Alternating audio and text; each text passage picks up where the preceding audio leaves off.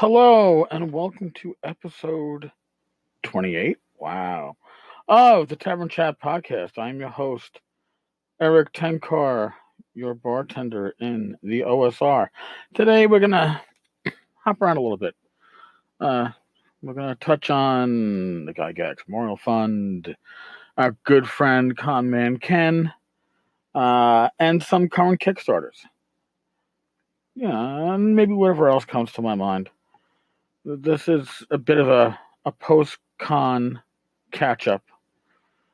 I don't know if you saw the picture that's making its way around on Facebook, and I even posted about it at the tavern. The picture of James Spahn. It looks like he's trying to kick me in the privates, as Greg Gillespie is smiling in front. James did not actually kick me in the privates, thank God. And I did not endorse kicking your bartender in the privates. It's probably not a good way to get served going on in the future. Just small thoughts. All right, so now that that's out of the way, not the obligatory North Texas RPG Con mention is out, let me talk about the Gygax Memorial Fund.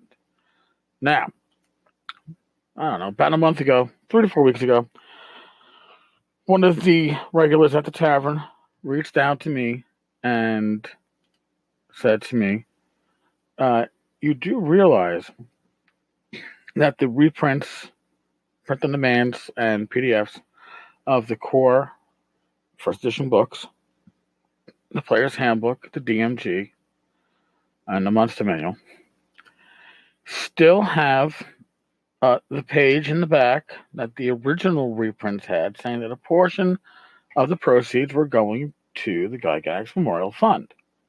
All right.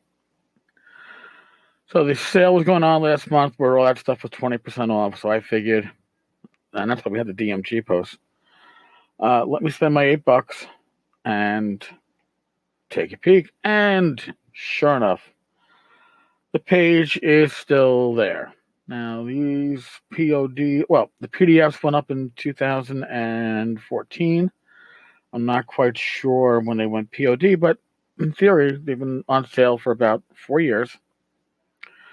And if this policy actually is in place, it should be forwarding monies to the Gygax Memorial Fund.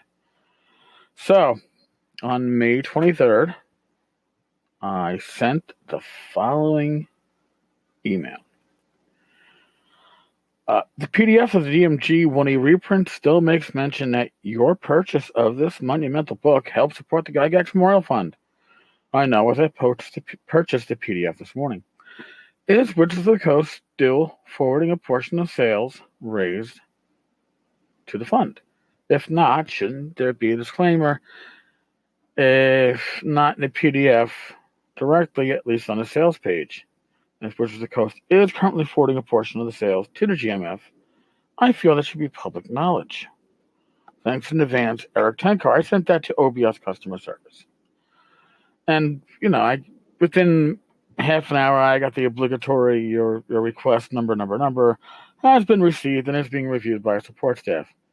I didn't think much of it, but then about an hour and a half later, I actually get a true, honest-to-God answer from customer service. Thank you for your inquiry. Unfortunately, we don't have the answer to your question just yet. Our publisher service team has been contacted for more information, and we will let you know as soon as we get a reply back. All right. Later that day, about an hour and a half after that message, I get an actual response, like an actual final answer. The PDF of the DMG 1E reprint still... Oh, okay, good, Eric. I'm reading my own crap again. Just pretend I never did that. Here, hello again. We apologize for the delay. Our publisher service team relays that Wizards of the Coast is still supporting the Gygax Memorial Fund in this way.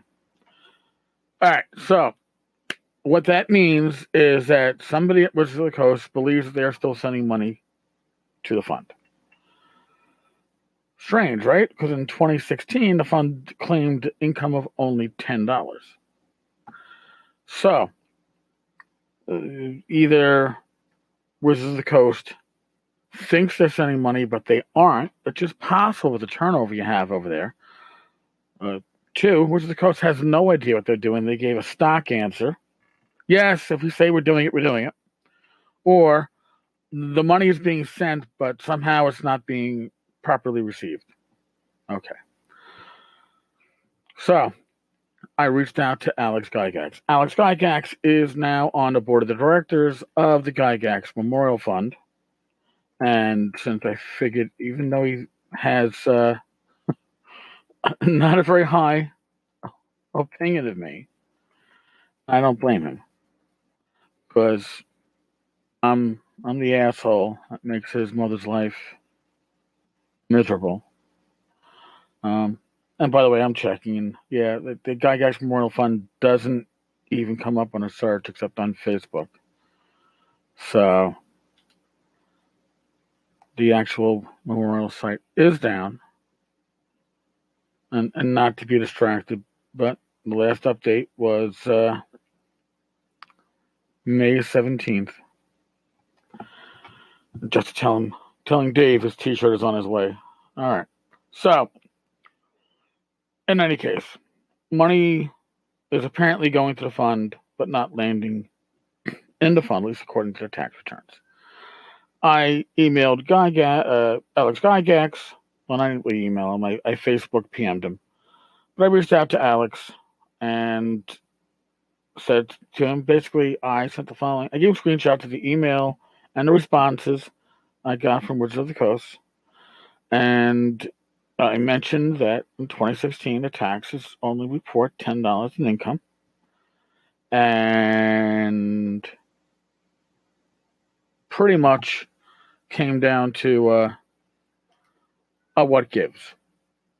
You know. And Alex was good.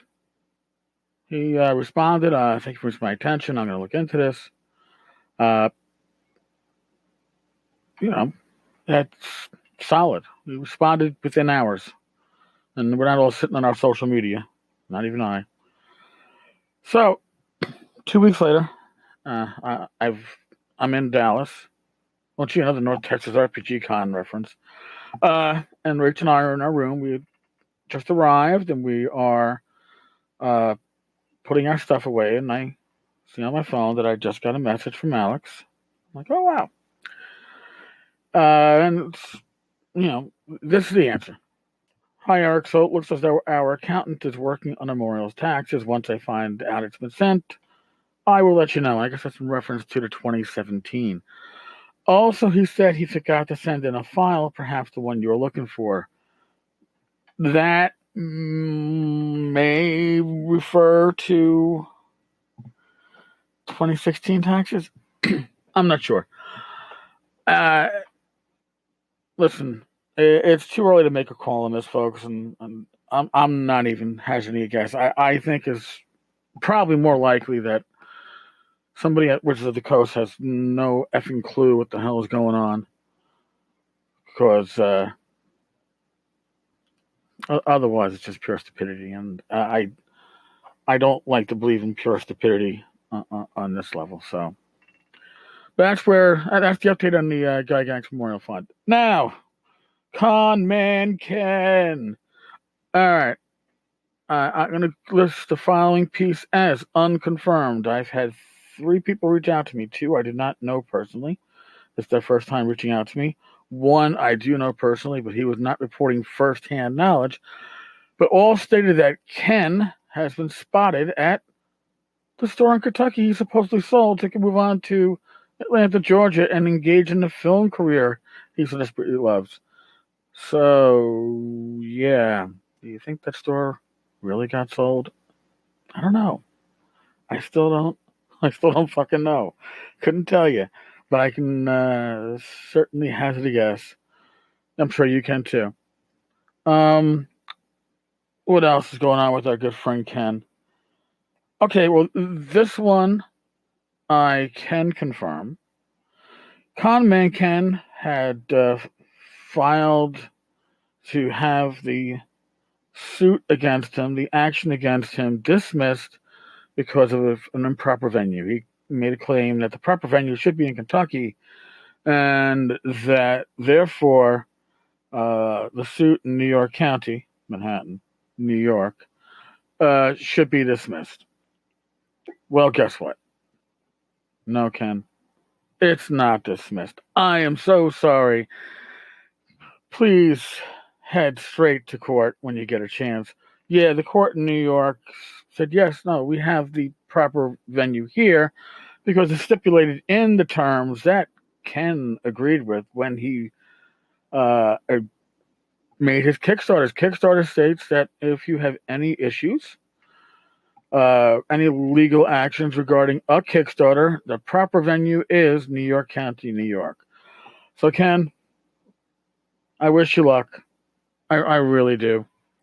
I know people wish you a lot of ill luck, but I'll when you come to court, I'll be there in the room. I'll be rooting for you.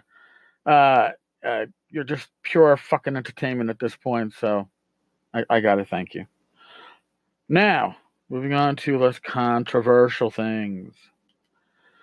The Curse of Rosloff Keep is a high-level adventure for first edition and fifth edition. It's got about 3 days left. It's funded. It's part of the folio. I just wanted to give it a re-shout out, and I got to move. People always ask me, "Where's Ashley? I don't see her on your pictures of her on your blog anymore." And right now, it's because she's standing on the blotter on my desk, blocking the bit.ly links that I wrote out for this part. Thank you, Kat. In any case, again, it's written for 1E and 5E. It's got the link is that I have for it is it's a bit.ly link. You don't know what a bit.ly link. It's the shortened links that you can that redirect you. So it's bit.ly/Rosloff Keep, ROSLOF KEEP. If you want to check out Rosloff Keep. Moving right along. This is something that's going to get posted about at the tavern. It's going to have its own post, but I just wanted to bring it to people's attention. This was also brought to my attention at the same time that I got the interesting news on the Gygax Memorial Fund from Alex. I got a message from Kenton Andre himself telling me about the Tunnels and Trolls GM Adventure Vault of Kahara. Now, if you don't play Tunnels and Trolls, it's actually a solid game. It can break down. You got to run a little loose, I think, of the GM, and have players that trust the GM. But it can be a very solid game. I enjoy it, and I enjoy collecting it. One weakness it has, not so much as a system, but in support, is that it has lots of solo adventures, but few game master adventures. It's always been a very strong solo system. Well, Vault of Kahara is a GM adventure and apparently a solo adventure. I don't really know how that works out, but there you have it. You can back it for, let's see. Oh, it's always $5 for the PDF. That's actually pretty cool. So that one has a bit.ly of bit.ly/Vault Horror. Vault Horror. Okay, and moving on to our last little peek. Secrets of the Nether City by Autark. It's designed for the Adventure Conqueror King system and other D20 old school Renaissance OSR games. This is pretty much a mega dungeon. They're calling it a kilo dungeon. I guess somewhere between, not quite a mega. It's got 240 location entries, 20 different dungeon sub-regions. Yeah, it's a mega dungeon the way I see it. Now, what's interesting about this is that I was actually sent the pre-release version. I have a Word document version of the adventure. I got some of the maps. So I will be looking over this over the next couple of days, and I will be reviewing it on the blog site at 10 Cars Tavern. The bit.ly for this one is bit.ly/Nether City, NETHERCITY.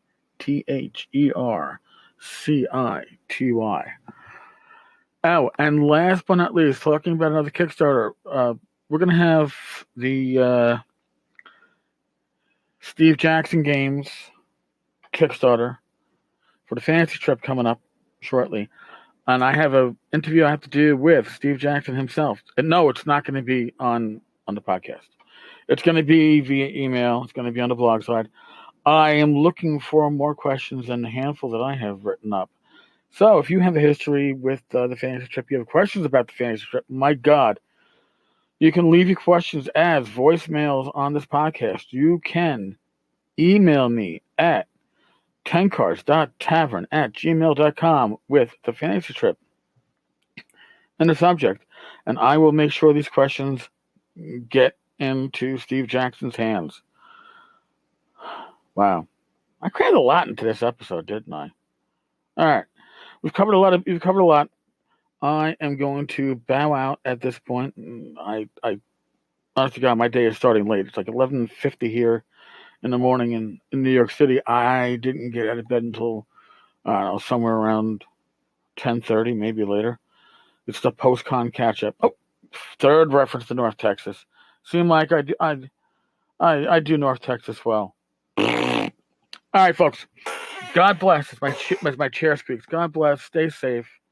Roll those dice. Roll them high when you need to roll high. Roll them low when you need to roll low. And I'll see you all again tomorrow. I got some interviews that I got to schedule. So we got some fun stuff coming up. All right. Be good.